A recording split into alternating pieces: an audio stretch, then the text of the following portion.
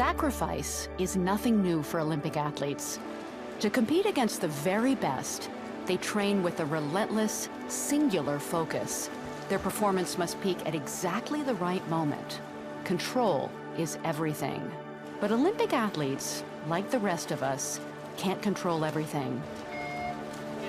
And sometimes they're blindsided. How they respond can define true greatness. This is the story of USA Olympic swimmer Steve Genter, an athlete who risked everything to compete, not just for himself, but for his team. My parents moved into a house a few months before I was born, and they stayed there throughout the entire life. That was in Lakewood, California, always on the same street, third-generation Californians. It was a wonderful time, yeah. I grew up on the beach. I was body surfing up to chest deep water when I was 6 years old. The YMCA had a program going, and Jim Montrella was running it. They enrolled me when I was 10 years old. I was aquatics director at the Lakewood YMCA. Steve was in a Learn to Swim program. We tested him to see how far they could go each day, and Steve was able to get to about 15 yards and then grabbed a hold of the gutter. As I dove in, Jim took off his watch, he took off his shoes, and took off his wallet, and he thought he was going to have to go in and rescue me. Not a very good swimmer. He was definitely a Learn to Swimmer, and after he learned to swim, he got onto the YMCA team until we merged it into Lakewood Aquatic Club. I was all excited about this team meet, and I really swam well. I cut off like 20 seconds off my time. I stayed up front. That was when I realized that that was my ticket. And I used that for the rest of my life to get myself ready for any competition. I met Steve Genter when I first joined Lakewood Aquatic Club, and he was just this tall, goofy kid. And I was a tall, goofy girl. He was a loner. He was very, very social, but was awkward.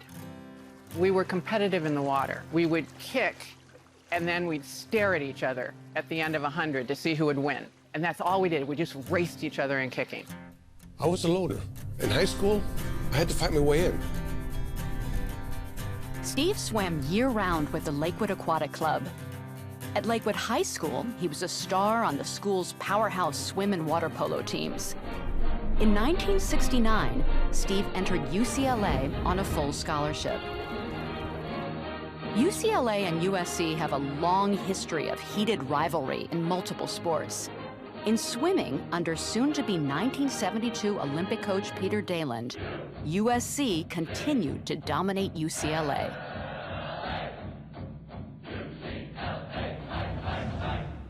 Steve liked to have an emotional and a mental advantage, and he was willing to do the unique to get that done. And very few swimmers wanted or liked to do that. It is UCLA versus USC in a dual meet. The stands were packed. And unbeknownst to anyone, Steve had gone into the men's room and shaved his head completely. Very first race, you could hear a pin drop. Steve whips the towel off his head and then screams at everybody. Ah, just goes nuts. They started off really fast, and I went 26-2, 26-2, 26-2, 26-2. Going into the wall, I raise my head, and I say, goodbye, really loud.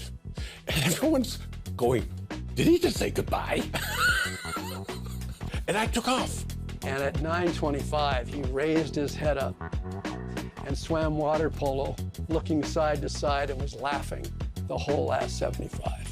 The whole place erupted, and yes, UCLA beat USC for the first time in history.